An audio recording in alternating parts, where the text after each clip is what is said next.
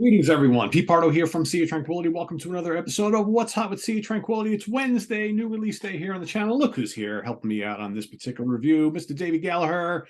What's up, Davy? No, it's nothing much. I was ready to do the Monsters Den introduction there, but No Monsters Den here. We're just talking about music on this one. So Davy's got a very cool uh, Tigers Pantang shirt and his Gentle Giant hat. Awesome. Look at that. Crazy Nights. That's right. One of my favorite Rodney Matthews album covers.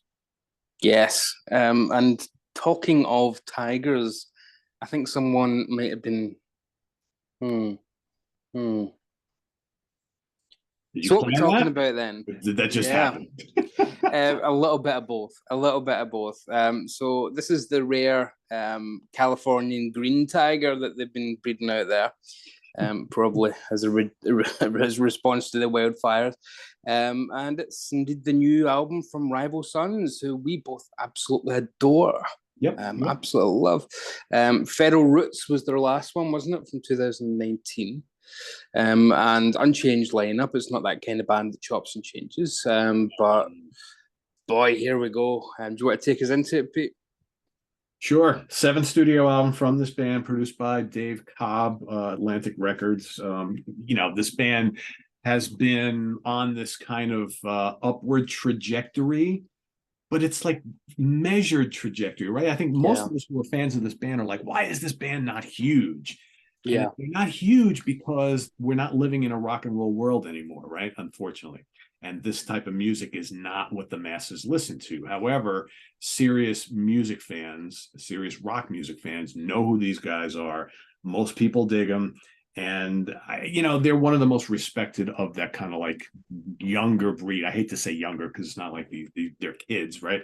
But they've been around for a little while now. And Mm-hmm. like you said, follows Feral Roots. It's taken 4 years for this one to get here. Feral Roots, to me, is the best album they've ever done so far, and was a killer album that year. It was my favorite album of the year. I believe you said the same thing as well. And Mm-hmm. this is going to be the first of two albums we're going to see from the band. Lightbringer is coming later in the year. And it's funny because before I saw that they were going to release another album later in the year, my first instinct with this was like, oh, that's a pretty short album. Mm-hmm. Now we know why. 39 minutes. Yeah. What it is. Yep. Yeah. So Davey, your first impression of this album. So we got 8 songs. I think it gives a lot of what we've come to expect from Rival Sons. Pretty moody album, though. Yes, and I'm glad that we know in advance that we're getting the Lightbringer, whatever it's called. God, it sounds like they're doing a Star Wars concept double piece, doesn't Yeah. it? Darkfighter Um, and Lightbringer, yeah. yeah, and the last track on this is literally called "The Dark Side." Yeah. So I like to know that because this seems less moody by comparison. It just feels like, oh well, this is where they're getting that part out, and Lightbringer will be something different. Because this is intense. I mean, when it literally kicks in, first of all, I thought, are they going a bit proggy? What's going on here? Because it starts with this big organ solo, and oh, we're in the early 1970s. Because there's this fascinating trend at the moment of bands slightly changing during lockdown. They've listened to old records and things, and we're hearing a lot of different sounds from bands. What I love is that Rival Sons have taken their own sounds and just pushed it forwards. So they haven't altered too much, but I think the big change here is the dynamics. There's a lot more loud, quiet, loud parts in this than there have been on previous records where it's kind of been loud, loud, loud. This one's more content to drop down and And then you hear pick that back right in the up. first track, Mirrors, right? It's like Yeah, it light and shade. It goes up and down throughout the whole song, and it's really, really well done. yeah. I mean, it's a process throughout the album, I think, where it's just a more coherent contrast between, because the quieter it goes, and a lot of the stuff they were doing during lockdown, just as sessions, was quite acoustic based and was very low key and mellow. They were doing a lot of Creedence covers and things, and you can kind of hear that in places where you can hear this more Americana vibe coming into play. I Oh, for think, sure. Yep. yeah, a lot more Southern gospel and Southern soul. There's a lot more of the Muscle Shoals sound coming in. but none of that detracts from the fact that this is easily still their heaviest album. Yeah, It's this one, it's yeah, I would say through and through it may not be, but some of the mhm. heaviest songs are Yeah, definitely in here. Like for me, Guillotine Guillotine, yeah, is really heavy, dark and heavy. Nobody Wants to Die is fast paced, kick ass. I love the yeah, first two tracks on the album. I think Mirrors, Nobody Wants to Die, and Bird in the Hand just set yeah, the stage for the whole thing. And then Bright yeah. Light and Rapture brings to mind Hmm. some of that acoustic Muscle Shoals soul type thing, which you get like a couple Yeah, of like that.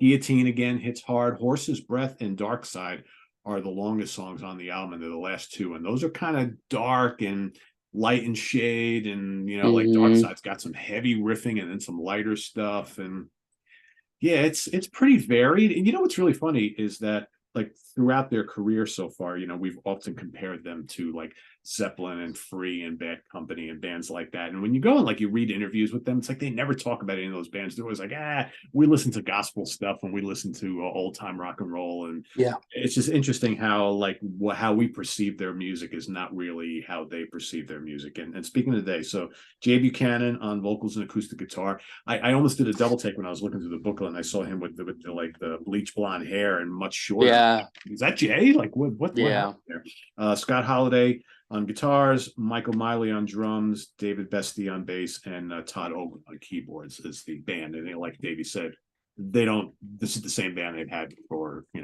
quite a long time. They're not like some of these other bands that change members like the wind. So, what are your favorite songs on the album? Pretty much to say, I love Bird in the Hand.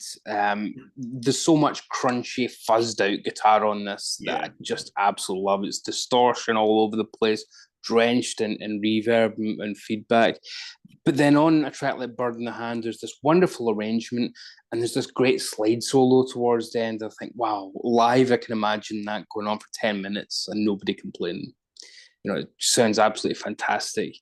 Rapture, the riff is brilliant. It's really kind of quirky and offbeat. It's a little bit more low key than a lot of the heavier stuff in the album, and I love that it goes quiet for the choruses rather than the verses are quiet and then the choruses be loud. It's the opposite from what you'd normally do. yeah, true. Yeah. True. But as you mentioned, Guillotine is probably it's the moodiest, it's the most atmospheric.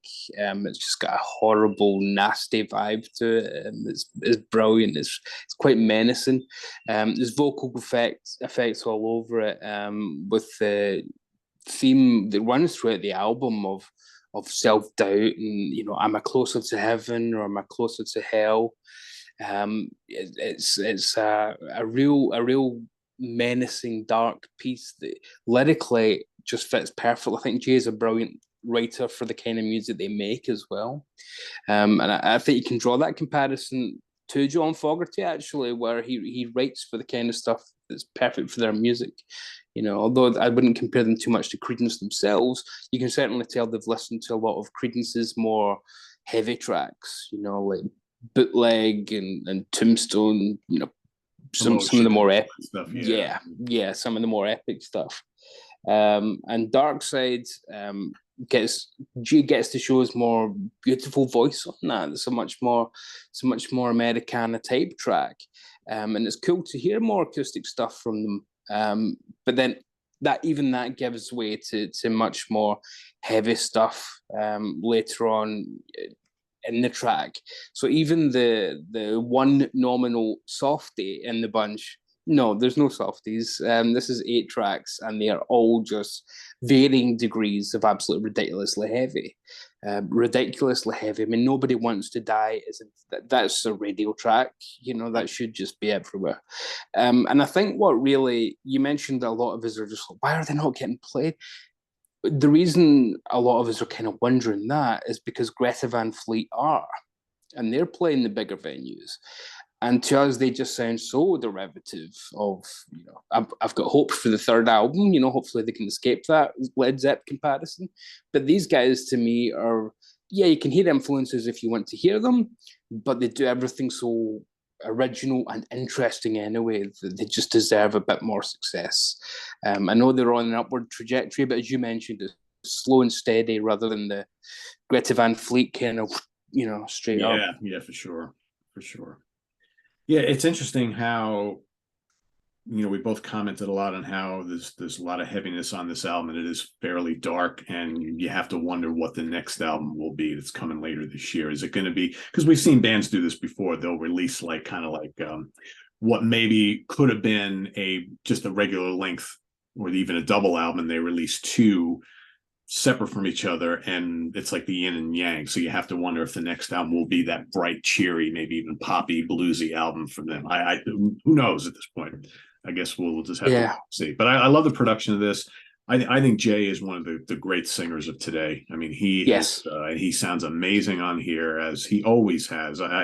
As much as I love Scott's guitar playing and he's got cool riffs, I love his tone. He does some great fuzz stuff always.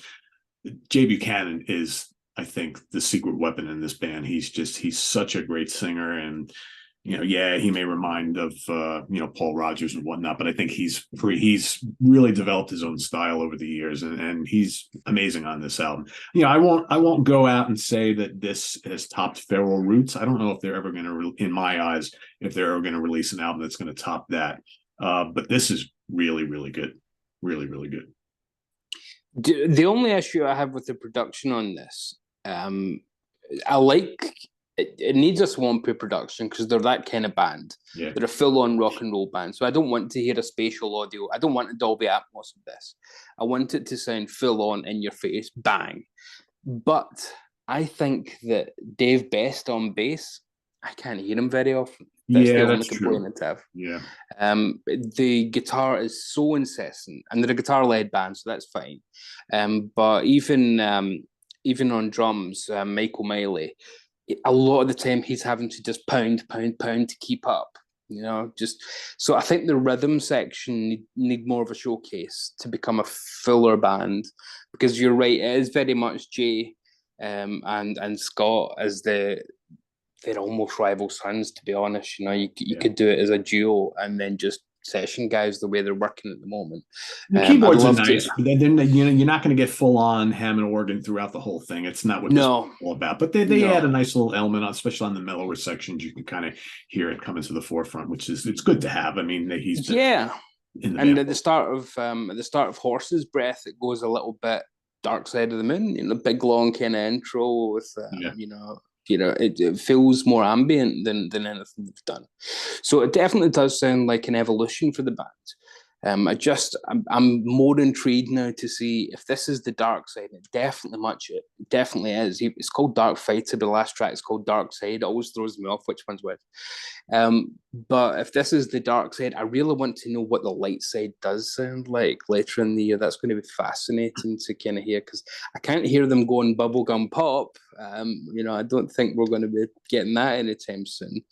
But I don't know, they're so damn talented that I'm sure it's going to be fascinating whatever they do. I'm just 100% sure. Will it be like maybe an all acoustic album? Who knows? I would love that. There's no band I am more desperate to get a live album from than rivalsons.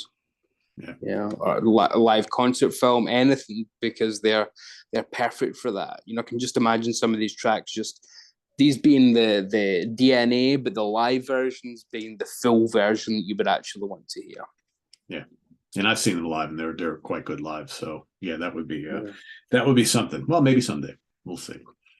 We'll see. So and there you have it, everybody. There's our review of Darkfighter. Yeah, love the green. Yeah, it's gorgeous, that tiger. Anytime you put an animal on a cover, it just gives it a kind of a menace, a quality. Yeah, I love tigers, and I kind of dig the kind of the green and green. What do you think? Just stick it right on there, couldn't you? And you can have right on top of the steeple. Yeah, there you go. Yeah, it works. No wonder they're shooting it down as big and green. Yeah, I know, right? No. So I'm going to give, I know I usually give a rating for these things. I know David doesn't like to rate stuff. It's an easy 4 out of 5. Might even be higher as time goes on. But for today, I do on other people's channels, so I will go 4.5 out of 5. Yeah, I don't think it's Feral Roots, but as you say, that's like, that's like comparing to one of the best things you've heard in donkey's years. So there's no shame in that. Yeah, no, not at all. So 4 out of 5 for me today.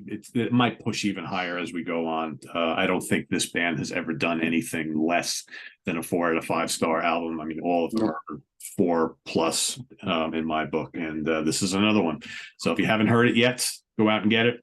You won't be disappointed at all. If you've already checked out this great album, let us know what you think down in the comments below. And visit us on the web at www.seaoftranquility.org. We're on Facebook, we're on YouTube all together all the damn time. Dave, you work on your channel too as well while we were at it? Yeah, Cinema Flicks and Music Picks at Flicks and Picks. And I'm on a bit of a hiatus at the moment, but I shall return. Like Fu Manchu, the world shall hear from me again.